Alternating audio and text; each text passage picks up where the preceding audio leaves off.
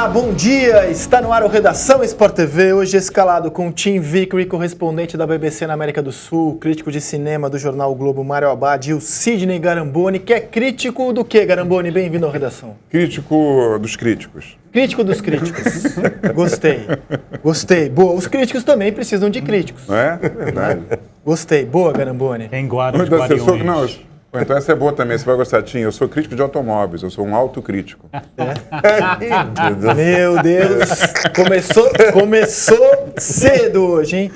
Olha, o Mário Abad, que está aqui, vem ao Redação pela segunda vez, ele é crítico de cinema do jornal o Globo. Quero dar um depoimento que eu aprendi muito sobre a função de crítico, conhecendo o trabalho do Mário, conversando com ele, e aprendi que muitas vezes a opinião que você tem de um filme, eu achei o filme bom ou ruim, não pode interferir exatamente na crítica que você vai fazer sobre ele. A função do crítico vai muito além. Mário, bom dia, bem-vindo ao Redação, tudo bem? Bom dia, tudo bom? Estamos aqui para falar da crítica, né? É. Porque vocês também são críticos também, Somos. né? De esquemas de futebol, de análise, não é simplesmente o gosto, né? Jogou bem, jogou mal, né? Mas tem que explicar por que jogou bem e por que jogou mal, né? Perfeito. Inclusive, a crítica que ele fez ontem no jornal o Globo, do filme Sully, é uma crítica interessante, porque ela fala do filme, mas o bonequinho do Globo não está aplaudindo. Não sei se a gente já tem a crítica do Mário para colocar aqui. É um filme que retrata um quase acidente aéreo. Não foi acidente, né? Ou é um acidente? Cara, é um acidente, mas achei interessante que no depoimento dele, quando ele começa a dar o primeiro depoimento lá para o comitê que vai julgar, isso ele fala assim, olha, que houve um acidente, ele fala, não, houve uma aterrissagem. O piloto falou isso, eu aterrisei. Eu não choquei, eu não bati. Eu aterrisei. Eu acho interessante. I didn't crash, I landed. Tipo assim, eu posei o avião. Então, já é uma coisa pra gente discutir, né? É um acidente, evidentemente, mas não teve vítima, né? E por causa da tragédia envolvendo a Chapecoense, inclusive o filme chegou a ser adiado, né? Sim, por 2 semanas. Por 2 semanas. E entrou em cartaz ontem nos cinemas brasileiros. Sim. A gente vai falar sobre essa história, essa tragédia, sobre a função de crítico. Mas aí o Mário, nas conversas que eu tive com ele, foi ano passado, né, que a gente conversou, ele estava me contando como você tem que deixar, às vezes, de lado as suas preferências pessoais para fazer Mesmo que você não goste do filme, a sua função é explicar o filme, o que o diretor quis fazer, e acho que isso tem muito a ver com a nossa função de crítico de futebol. Eu não gosto do Juliano, o Tite convocou mal. Pouco importa se o jornalista gosta ou não gosta do Juliano. O que importa é como o Tite quer usar o jogador, se faz sentido a convocação dele nesses parâmetros. E a gente tem que aplicar isso no nosso dia a dia. É uma das coisas que eu, como crítico de futebol, aprendi com a crítica de cinema. Agora, é um exercício diário também, não é? Se policiar diariamente, né? E é muito engraçado, né? Que às vezes eu gosto muito de um filme, mas eu sei que é uma porcaria. Eu, ao mesmo tempo, às vezes, eu acho um filme chato, mas eu reconheço que aquele filme tem um valor muito importante para a cultura, para a arte, para o cinema, e a gente tem que indicar o filme e elogiar o filme. Tem que ser as preferências pessoais. Eu queria saber se no cinema, qual seria o equivalente? Se tem equivalente do cara ter sido o melhor ator, Marlon Brando virar um diretor genial. Tem muito exemplo assim no cinema? Temos o Mel Gibson, que foi um ator assim, de muito sucesso, atraiu muita bilheteria, se tornou um diretor, ganhou Oscar como diretor. Ganhou como ator, mas ganhou como diretor. O próprio Clint Eastwood, acho que é o maior exemplo de todos, o Clint Eastwood. Melhor com diretor do que ator. Sim, mas concorreu como ator algumas vezes. Fazendo ele mesmo, mas, enfim. E um cara que tem 4 Oscars na prateleira, 2 de melhor filme e 2 de melhor diretor, e já concorreu em outros anos. Então, a gente tem exemplos. Assim. Tem o Kevin Costner, que obviamente está em baixa agora há um bom tempo. Charlie Chaplin. Chaplin não ganhou Oscar, né? Ele ganhou um Oscar depois pelo Mas ele dirigia os próprios filmes, né? Sim. Então, tirando a parte da premiação, concorda. Ele pode falar do Chaplin. Chaplin, obviamente... Era o Pelé, então. Exatamente. Mas o Pelé não foi técnico. Então, o Pelé não foi... O Didi foi técnico, mas ele não conseguiu como técnico o mesmo sucesso que ele conseguiu como jogador. A gente tem uns números do Zidane para mostrar, tudo bem que ajuda ele... Mas, por exemplo, o homem está invicto a 36 jogos. Né? No total, são 52 jogos com 39 vitórias, 11 empates, só 2 derrotas, aproveitamento altíssimo, número de gols altíssimo, 47 gols contra... Eu até entendo o que você está falando em relação ao Zidane. Realmente impressiona demais, mas também vou um pouquinho aqui na carona do Garamboni, que é tipo assim, vamos esperar um pouquinho mais só para, tipo assim, coroar de vez mas que é meteórico, que é impressionante, que, tipo assim, eu também sou um admirador do futebol do Zidane, e quando ele virou técnico, eu também tinha uma certa, tipo assim, será que vai dar certo? Tem tanto jogador, né, que dá errado, né? E realmente, 36 jogos, e da maneira que ele vem vencendo... E o currículo, né? O cara ser campeão do mundo como jogador e como técnico. Meu xará André Souza pegou a analogia que o Garamboni fez e foi brilhante, André, foi brilhante. Até porque o cinema é um dos temas do programa de hoje. Ah, não tá pareado aqui. Vou parear, desculpa, tá, Ike? Vamos lá, atenção. Isso é tecnologia de vídeo, não funciona. Funciona sim. Para de cornetar que funciona. Tá aqui, ó. Agora, o que não funcionou foi o dedo do apresentador. Agora funcionou. Os times brasileiros usaram a tática Rocky Balboa. Né? Apanha 14 rounds, aí milagrosamente vai lá e dá um soco e derruba o Drago ou o Apollo Creed. Não é boa, perfeito, é a tática Rocky Balboa, brilhante. O Boca, né? O Boca tentou, né? Contra o Milan. Mas o Milan era mais forte. Deu muito soco. Muito bem. O Boca ainda tentou. Toma. O Fluminense ontem apresentou o seu novo gerente de futebol. Você não é parente do presidente do Fluminense, não, né? Que tem o mesmo sobrenome que você, Abade. É parecido o sobrenome, mas não sou parente dele, não. É o mesmo sobrenome? Não. O meu Abade escreve diferente do dele, né? Ah, é? É porque o meu... o seu tem 2 Bs. Não é só isso também, não. É porque quando a minha família chegou da Itália, era Abate. Aí o cara da imigração errou tudo, botou Abade. Era A-B-A-T-E. Abate. Mário Abate. Só que os caras botaram Abade. Um clássico, né? É. Mas, coincidentemente, você é tricolor também. Sou. Então, vamos ouvir o que Alexandre Torres, formado na base do Fluminense, falou ontem na sua apresentação como gerente de futebol do Tricolor. Confira.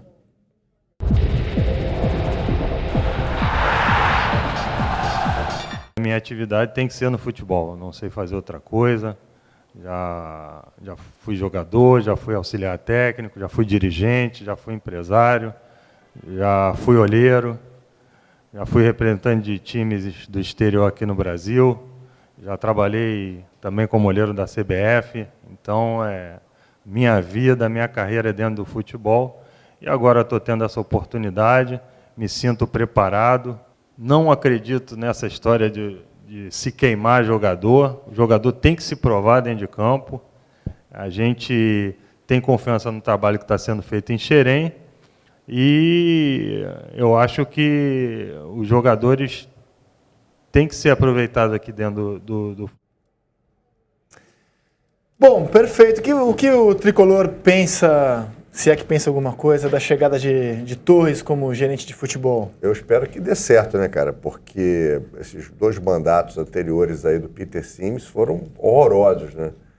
Dizem que, tipo assim, o estacionamento funciona, os banheirinhos estão limpos lá em Laranjeiras, né? Tá tudo funcionando. Agora, em termos de futebol, não funcionou em nada. Foram várias decisões erradas de todos os tipos. Errou em tudo, em contratação, em venda de jogador, perda de ídolo, enfim, errou em tudo. Tanto que foi uma campanha pífia de todos os anos. Vem esse presidente agora, que eu achei que todos os candidatos fluminenses, para mim, eram candidatos muito ruins, é a minha opinião. E ganhou o Pedro Abade, enfim, é uma certa continuismo, né? Espero que ele tenha decisões próprias, que ele não pense como o Peter, mas ele já disse que quem vai representar ele lá vai ser o Peter, né? Porque ele não pode ir lá quando tiver a discussão, porque ele é funcionário público, enfim. Não sei, acho que o Alexandre Torres é uma boa ideia. Eu acho que essa coisa de você não ter uma pessoa só, vai ter agora esse colegiado, acho uma boa ideia, mas eu preciso ver primeiro quem eles vão contratar, né, cara? Porque com Henrique Dourado, Maranhão, meu Deus do céu, Vou te dar uma boa notícia. No processo eleitoral do Fluminense, eu ancorei um debate entre os candidatos, que foi ao ar no Premier Clubes e no Globoesporte.com, e pude conhecer um pouco mais das propostas do Pedro Abade. A ideia dele, se vai dar certo eu não sei, ao trazer o Torres e formar esse colegiado que vai cuidar do futebol, é tirar o futebol dos conselheiros e sócios do clube. Para não acontecer justamente aquilo que vocês viram na entrevista do presidente corintiano. Um monte de torcedor que não é profissional da área, que acha que entende porque é torcedor e conhece a história do Corinthians, tomando decisões com o coração. Demite, que traz, tal. Então ele admite que o trabalho no futebol foi muito mal feito nos últimos anos. É o que ele quer fazer de diferente. E ele acha que torcedores não têm condição de administrar bem o futebol de um clube. Então ele traz profissionais para formar esse colegiado. A ideia é muito bem intencionada, né? Tirar o futebol da política do clube e deixar na mão dos profissionais. A chegada do Torres é nesse sentido. Se vai dar certo, o tempo dirá. Tem uma coisa que pode ajudar, apesar de que no Corinthians o CT lá na Zona Leste é longe, que vai ser um desafio curioso ver como é que o Fluminense vai funcionar em 2017 a partir do tal CT, do tal centro de treinamento, que é um centro de treinamento que está quase pronto, né? Os campos já estão, o prédio está lá mais ou menos praticamente pronto e fica longe de Laranjeiras, então fica longe da corneta. Então, em tese, o departamento de futebol pode funcionar de uma forma mais independente, sem a politicagem e tal. Então, vamos ver se isso dá certo. Eu estou curioso para ver como é. O Flamengo já tem um CT, né, em constante evolução. Eu fico curioso para saber dos times do Rio como eles funcionam com CTs bonitinhos, organizados. Tem uma outra coisa também, né? Vai ser agora mais interessante, vai ter que ter alguém com imaginação de cinema para justamente escrever um bom roteiro para explicar o fracasso, já que agora o CT está longe de Laranjeiras. Eles não terão mais essa desculpa para dar, né? Então, qual é a desculpa nova que eles vão inventar para os fracassos deles? Como ele próprio frisou, né? O senhor Torres é um homem muito qualificado, mas é uma pena que o pai dele não está mais entre a gente para ficar falando Alexandre está bem. Alexandre está bem. Era um dos bordões dele, né? Alexandre que está bem. Então eu vou te mostrar uma capa de uma revista do Fluminense de 1983 com Carlos Alberto Torres pai, Torres filho. É uma capa muito emocionante, uma imagem muito bonita de uma revista oficial do Fluminense. E no próximo bloco também falaremos desse filme aqui, ó.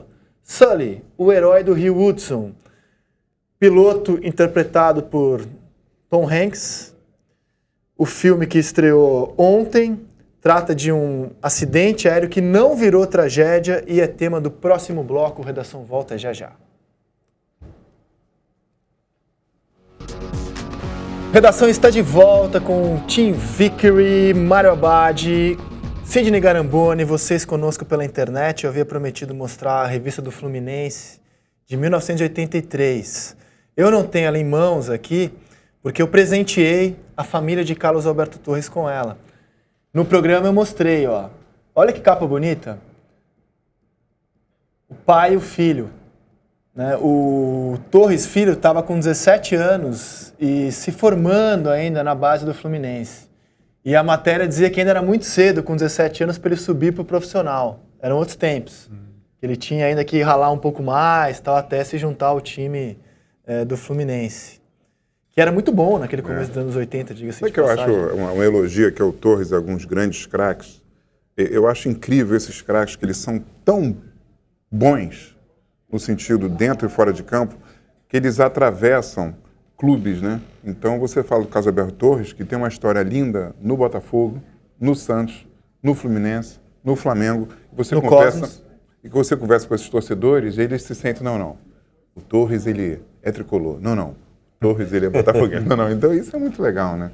Não, criou-se inclusive uma polêmica, porque eu contei aqui, por conviver com ele tanto tempo aqui no Sport TV, que ele era botafoguense. Tricolores ficaram indignados. Começaram a mandar links, ele era tricolor, como se fosse um problema. Pelo contrário, eu acho que é demais o fato dele ser botafoguense e tratar os outros clubes onde jogou com tanto carinho.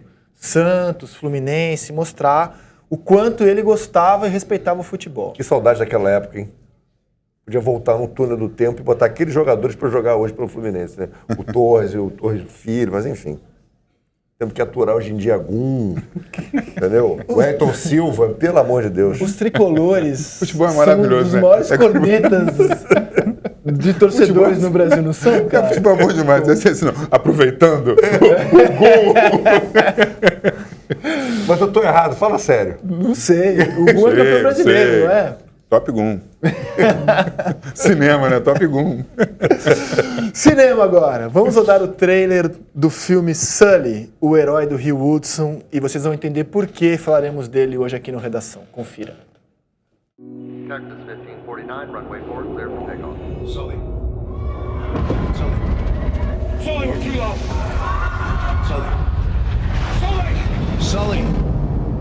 Sully, where are you?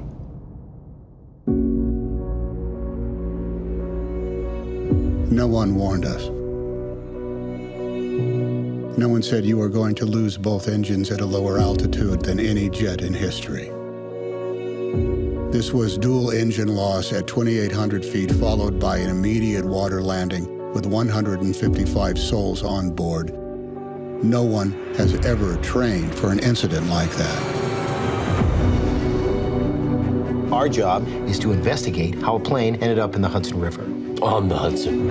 It's not a crash, it was a forced water landing. Simulations showed that you could make it back to the airport. Not possible. I felt it go.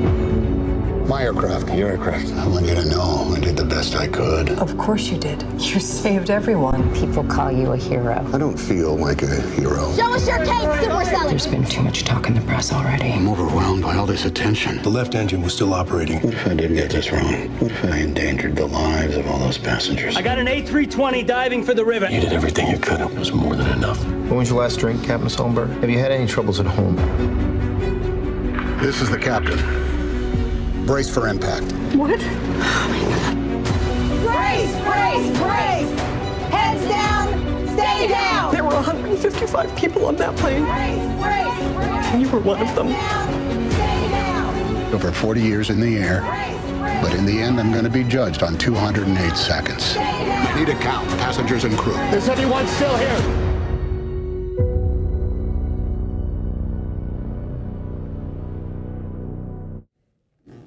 Vendo essas imagens, a gente que perdeu tanto amigo nesse voo, eu fico até arrepiado, assim. Acho que um dia vai virar filme, a tragédia da Chapecoense.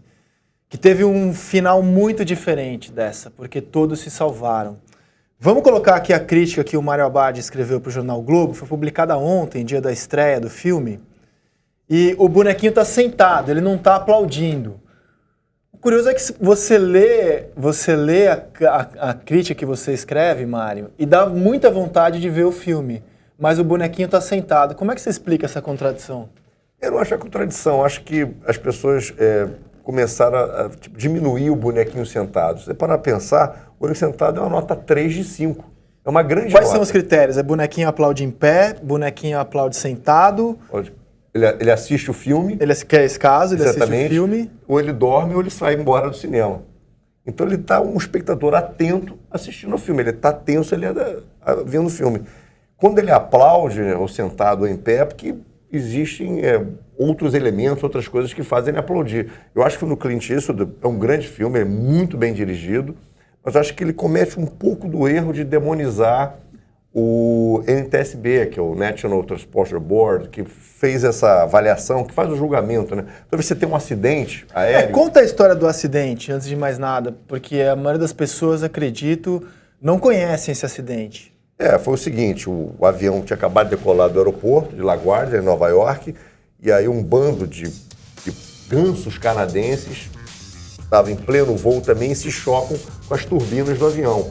E aí os dois motores, perdem as duas turbinas, o avião fica sem força, sem motor. A gente está mostrando manchetes da época. Foi em que ano isso? Foi em 2009, eu acho, 2009. 2009. E aí o avião fica sem força, tinha sorte que o motor auxiliar, ele precisava retornar para poder aterrissar. E aí ele chega a comunicar para a torre de controle, falando, olha, estou retornando para aterrissar o avião. E ele fala, olha, não vai dar tempo. E aí eles dão a opção dele aterrissar em New Jersey, que tem um aeroporto menor, mas serviria para você poder aterrissar naquele momento. Ele toma uma outra decisão, não dá tempo de aterrissar em lugar nenhum, eu vou aterrissar no Rio, porque em Nova York, se não é no Rio, é em cima dos prédios, né? E já tinha tido os ataques, né? Torres Gêmeas, tudo mais, já tinha um trauma muito grande, né, por causa disso. E aí ele consegue fazer, ele aterrissa quase que perfeitamente no Rio, é uma manobra assim impressionante, pegar um avião desse, aterrissar no Rio. E, inclusive, a temperatura estava 2 graus abaixo de zero. Ele faz realmente uma aterrissagem. Ele não tem um impacto, não tem uma queda. Ele aterrissa de tal forma que o avião fica intacto em cima da água. E aí depois aquele desespero para tirar as pessoas, os sobreviventes, que foram todos, 155 sobreviventes. A tripulação foi muito rápida, conseguiu botar todos aqueles botes em volta. E logo, em alguns minutos, já chegaram os barcos americanos e salvou todo mundo. E aí o filme... tipo assim, o cara virou um herói nacional naquele momento e toda a mídia... Deu pra ver nas manchetes, né? Heroísmo, herói e tal. Milagre. Mas aí vem a outra parte, né? Quando você tem um acidente desse, a pessoa tem que ter certeza que realmente a única solução era posar naquele rio. Porque a posar naquele rio você também está botando em risco a vida daquelas pessoas todas. E aí tem a NTSB, que é o National Transportation Safety Board, que foi um interrogatório com um julgamento de 18 meses que durou, querendo saber por que ele aterrissou ali. Aí você passa por uma série de coisas. Tem um questionamento, você faz teste para saber se você estava com algum efeito de droga, se estava com efeito de álcool, se você tinha algum problema em casa, estava sofrendo de depressão, como aquele outro piloto na Alemanha que acabou jogando um avião na montanha. Então essa investigação, ela dura muito tempo. Depois que você consegue eliminar quase tudo do piloto, você parte para ir para o avião, para saber se tem alguma falha técnica no avião. E aí, eles, através dos simuladores, os computadores com simuladores, viram que havia realmente uma possibilidade de aterrissar nos aeroportos, ou de LaGuardia ou de New Jersey. E ele insistiu que não, era impossível naquele momento. E os simuladores dando o tempo todo que havia a possibilidade. E ele ia perder o brevet, enfim, ele ia virar de herói e virar vilão. Uhum. E aí, numa sacada bacana durante esse julgamento, ele, tipo assim, ele tinha... Não vai contar o fim do filme não, né? Não vou dar o spoiler, mas... Já estamos com 40%. Não, porque isso aí tudo foi retratado nas manchetes dos jornais. Tá. O que eu vou dizer para finalizar e não dar realmente o final do filme, ou, enfim, é que foram 208 segundos. Você imagina, você dentro de um cockpit, num avião, pilotando um avião, cheio de gente, você ter 200, foi 200 que durou, da hora que ele sai da pista e ele chega no Rio. Então, nesse meio tempo, que são poucos segundos, você depende completamente de decisões humanas, né? Não tem computador, não tem simulador, porque o simulador já recebe aquilo pronto. Olha, vai ser isso, isso, isso. Agora, qual é a decisão que você toma? Quantos segundos você demora? Tipo assim, eu vou parar aqui, eu vou parar ali.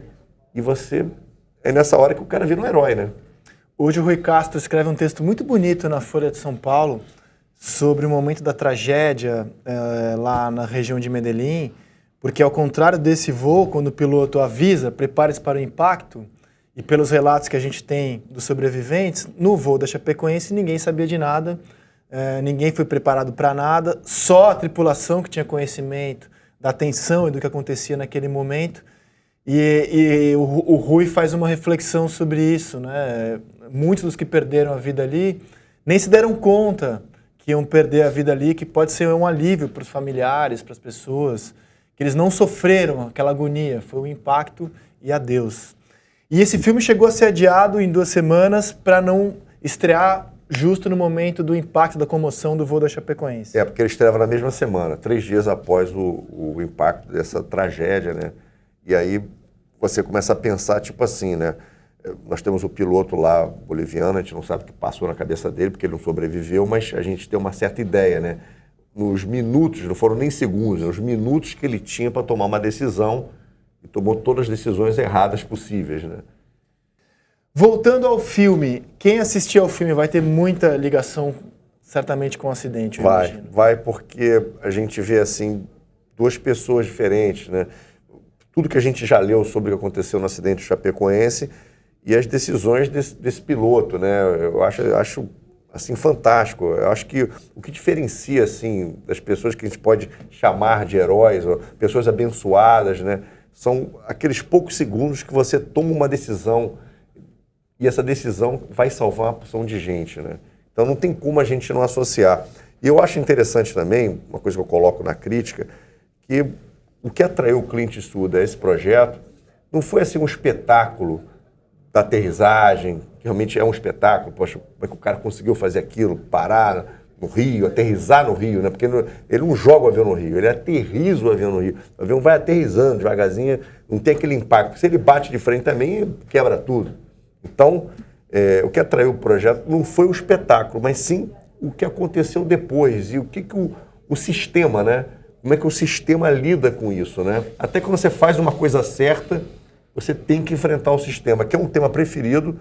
Assim, 90% dos filmes do Clint Eastwood normalmente tem esse tema. O homem contra o sistema? Contra o sistema.